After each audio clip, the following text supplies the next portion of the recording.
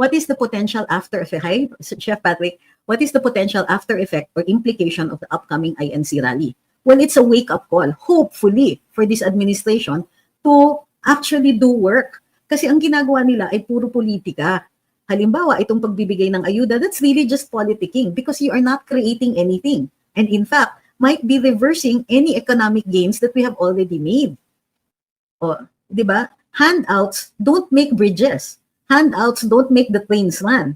Handouts will not give you the relief goods that you need to distribute after a disaster. Handouts will not pay the salaries of government. Handouts will not spur the economy, encourage consumerism instead of setting up businesses. Eh di sana pinaano na lang natin, pinahiram na lang natin for the creation of businesses. But even then, dito sa Pilipinas, only those who are in the food industry are actually making anything. But we don't make our own anymore thread. We can't have a fashion industry because we don't make our own textiles. We don't plant our own cotton. We don't create our own anything. What we do is assemble. The same with car. Well, we used to assemble cars. Now, isa na lang yatang company. We used to make shoes. There were enough leather in the country for us to be able to make shoes. Pero now we import everything and simply assemble here. And in fact, it's just a small step before we start importing en masse from China. So what does this mean for us? Traders na lang tayo. And because we don't make anything, limited din po ang brick and mortar na foreign direct investment sa atin.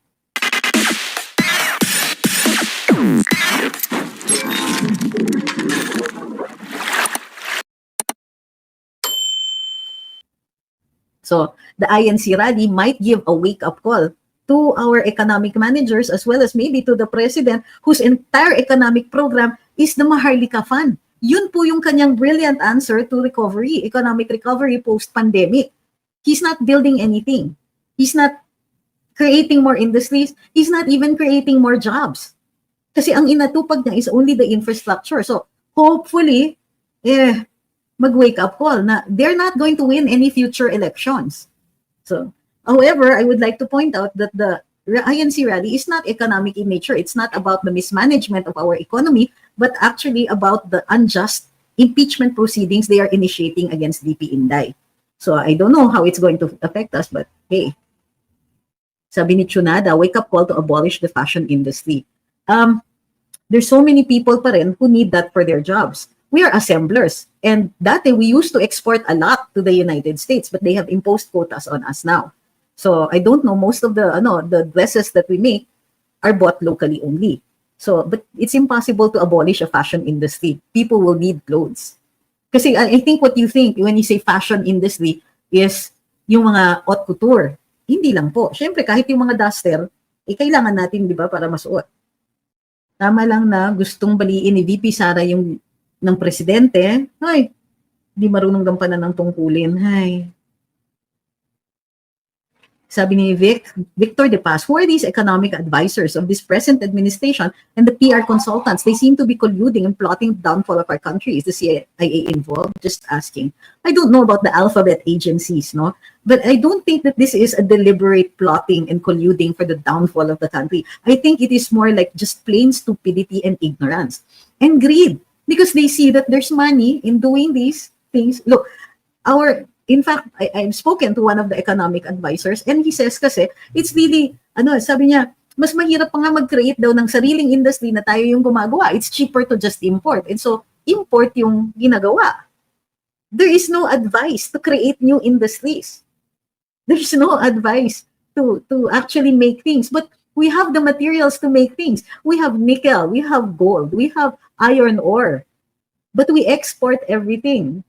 Kahit yung marble natin, we export them to China, and then we re-import them as finished products. Same with nickel. We export the ore, and then when they come back as batteries, luging-lugi tayo. So this is how we are continuing, we're reversing all the gains that we made before. Sabi ni Bright, kung maliit ang boses ni attorney, pero malayo ang nararating at naririnig ng tao worldwide, pero yung tol, si attorney lang ang nararating ng boses nila, nababara pa. Yes, PBK says, di po ba yung nickel natin, pinaparefine natin sa China or Japan? Actually, hindi eh. Binibenta natin yung ore. Diretso yan. Kaya nga yung Yeah, I don't know. We don't make batteries anymore here.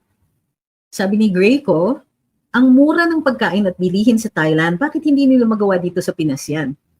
Si Speaker Martin, parang kailan lang nagising, sabi niya, bakit daw, yung mga traders, yung mga middlemen lang ang kumikita. How did this happen? Anak ng, parang hindi niya kilala yung mga yun. Sabi ni Edwin Torres, ang daming papansin. Pansinin nyo na rin ako. Duterte tayo, sorry. What is the implication of IMF calling out the government when Maharlika Fund? May ipin ba? Well, it depends. Kung may utang pa tayo sa kanila, and I think we do. So kung may utang tayo sa kanila, they can impose restrictions. They can impose certain conditions. Sabi ni Reynald, ang mga taga-Wadco, mga investors din sila. They are investing their time to destroy VP Sara. At si Tamba, isa ding malaking investor. Time, effort, and money ng taong bayan. Sabi ni Raquel Custodio, totoo po ba yung sinasabi ni B na binayaran na daw yung ibang utang ng Pilipinas? Opo, kasi every year po, meron talaga tayong nilalaan for debt servicing. Taon-taon po, nagbabayad tayo, interest plus a little bit of the capital, yung major part ng inutang natin. So it's not just this administration po. Lahat ng mga ibang administrations, nagbabayad po tayo sa utang, hindi po tayo nagdi-default kasi mas mahirap yun para sa atin. So it's not something na pagyayabang mo, pwede mo lang pwede lang, alam mo yun, pwede lang magbayad ka ng minimum. Ito sabi ni Awi, just check the MIC website and what is very concerning to me is their latest press release is dated October 2024. This was even about investment-related procurement and a call for experts.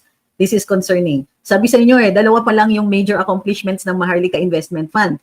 Yung kanilang logo at yung kanilang opisina. Yun na yun. Sabi ni Alm Heng, sa Japan, mas mura kaysa sa China, Attorney Prix ang interest. It depends. Iba-iba po kasi yung klase ng loans. And we don't get to always loan from Japan. Meron silang limit. So anong gusto ninyong gawin? Maghintay? So, hindi po ganyan. We don't just go for the pinakamura.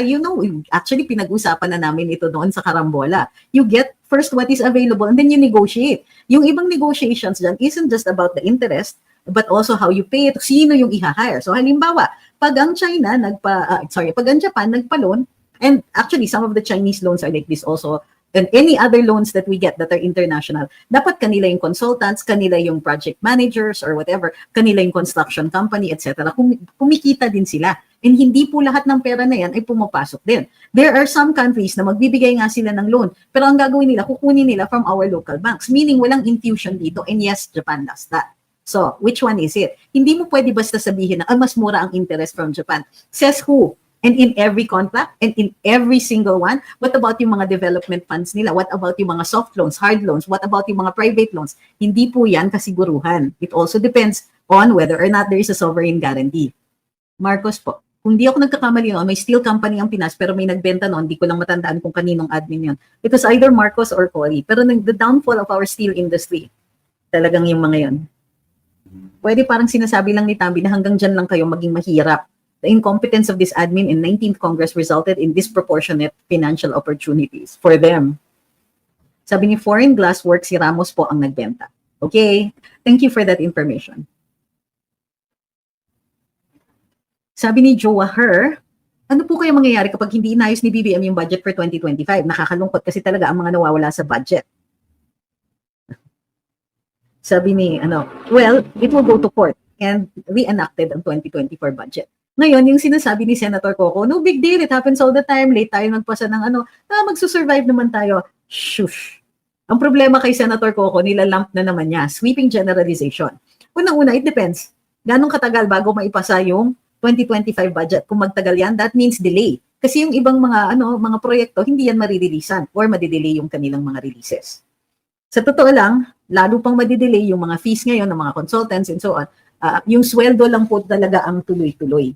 Pero yung mga bayad sa utang, bayad for services, bayad dun sa mga produkto na pinocure ng ilang mga ahensya ng gobyerno, lahat yan madidelay. So it's not a good thing. Ewan ko ba dito kay Senator Coco, parang okay lang sa kanya.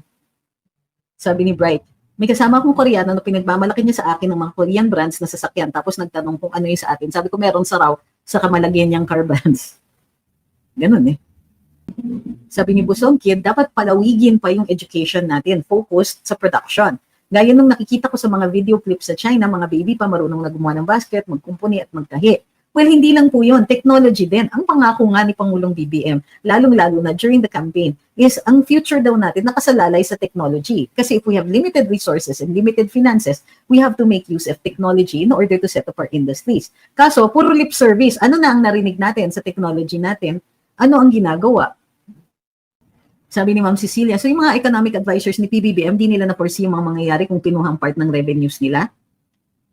Hindi naman sa economic advisors kinuha. Pero, no, ito ang likelihood din, no? Hindi lang nila mapigilan yung tao. May isang binenta nga si Tabaco, but I know that there are others that were seized by Marcos kasi we had more than 3 steel mills before. Isa yung nabenta. Nasa nabenta ni Ramos. Ano nangyari dun sa iba?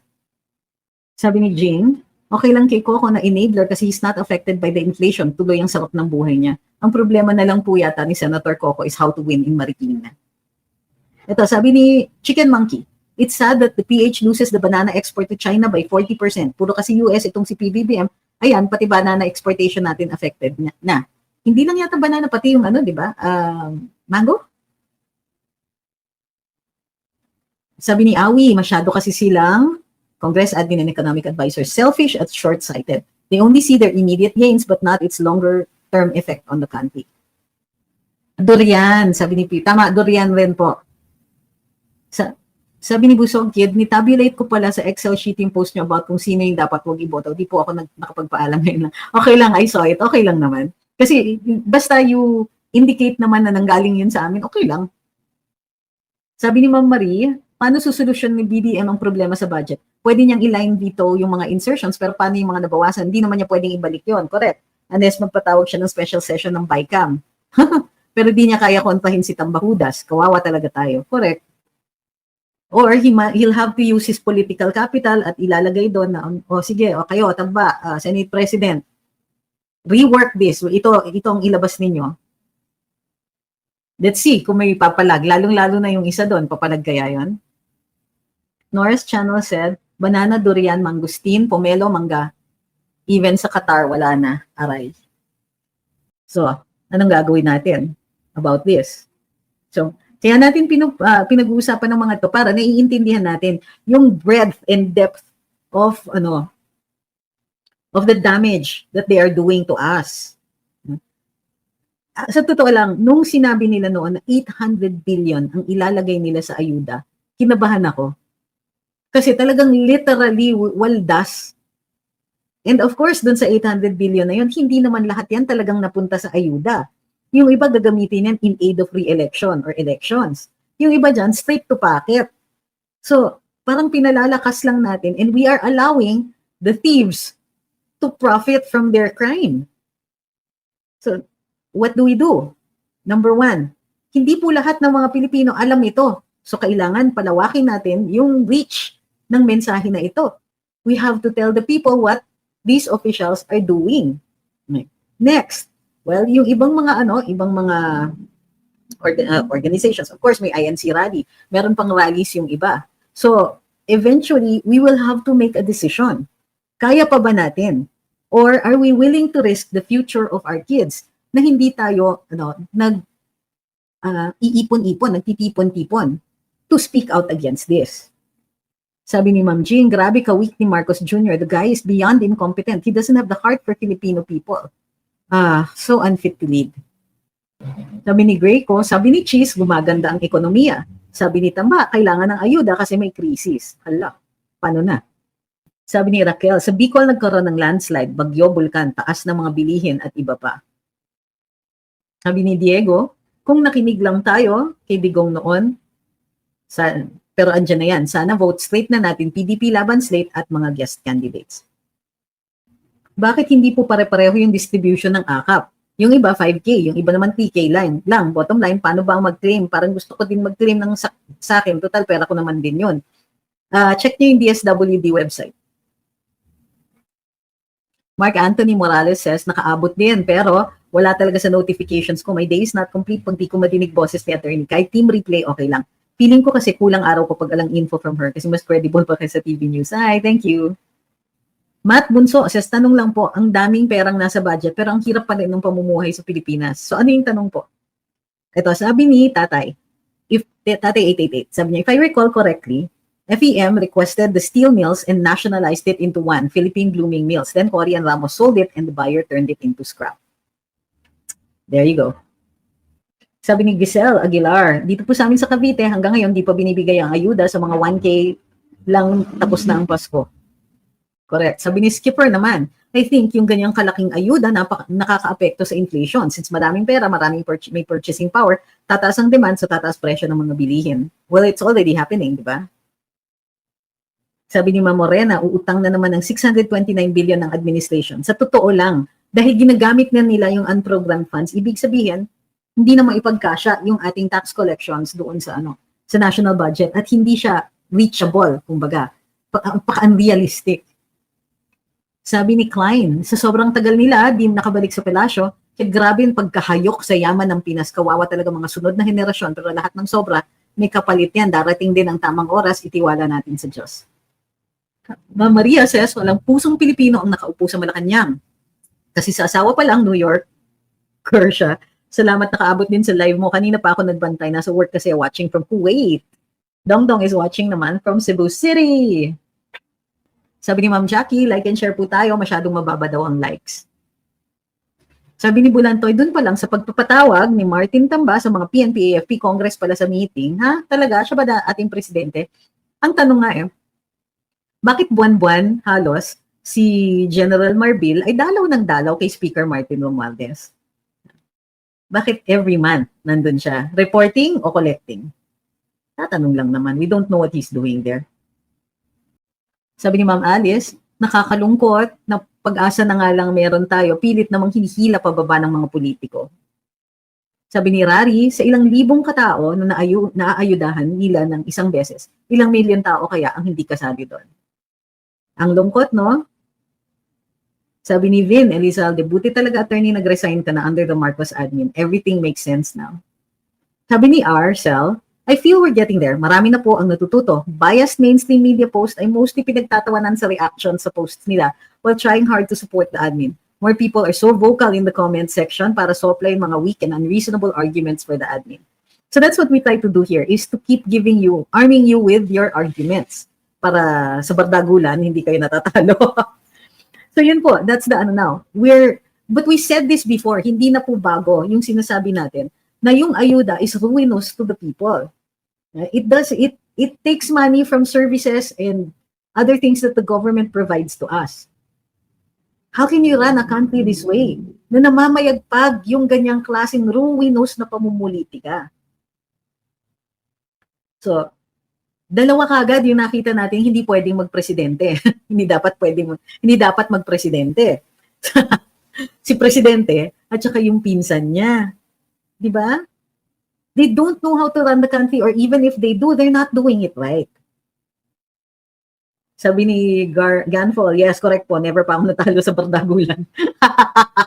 Sabi ni Tong De Sesto, yung AKAP, 5K talaga. Yung 3K naman may kaltas na 2K para sa naglista. Lumapit ka sa tagalista para may AKAP ka. Bakit tagalista? Tagalista.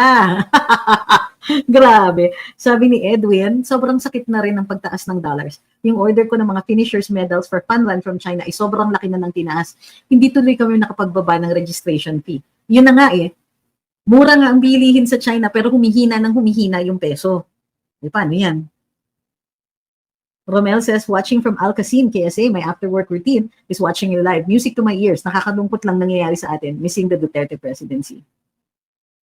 Sabi ni Bright, walang qualification maging presidente, ang agang na fact check. Oo nga PDIC, will this affect online transactions like GCash or Maya? I don't think so. Sabi ni Dongdong, sabi ni Attorney Group, ang grupo namin na Budol Group. Siguro classmates tayo. Sabi ni Crizel, tapos yung AKAP na yon kailangan pa magpa-register sa Bagong Pilipinas na website.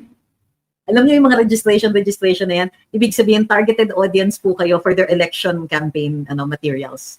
Yun po yun Sabi ni Guillermo, dapat hanggang maaga, na mapipigil na yung pang-aabuso. Si VP Sara ang magdudu sa lahat niyan at kaya nila ginagawa yan. Win-win solution. Ang ginagawa nila matalo sila, si VP ang sasalo, manalo sila, busog ang bulsa nila. Okay, so, Ma'am Marices, yung politika nila tamba at mga ay lumang style na bayaran ng mga tao at gawing mangmang. Kaso may social media na ngayon, nabibisto na yung mga magdanakaw at nambubudol. Okay, so maraming salamat sa yun, sabi ni pangarap ni Kuya, they're collecting our data for that registration. I agree. So, maraming salamat po sa lahat ng sumubaybay sa live natin ngayon. Humihikab na kasi ako eh. Kulang ba tayo sa bardagulan ngayon? Wala ba tayong toll na maglalakas loob ng pumasok ulit? Parang wala na yata akong nakikita. Hardwick says, sa dalawang probinsya ko, Osamis City at Cagayan de Oro, mga bagitong congressman na sipsip kay BBM at Tamba. Ay sus. Okay, so maraming salamat sa lahat ng sumubaybay. Sabi ni Rakin Santiangco, January 13, Liwasang Bonifacio. Welcome daw po kahit hindi taga-INC. So iba-iba daw po ang lugar. Check niyo po kung saan yung local ninyo. Ako po malamang ay pupunta sa Liwasang Bonifacio. Okay, thank you very much. Ingat-ingat po ang lahat.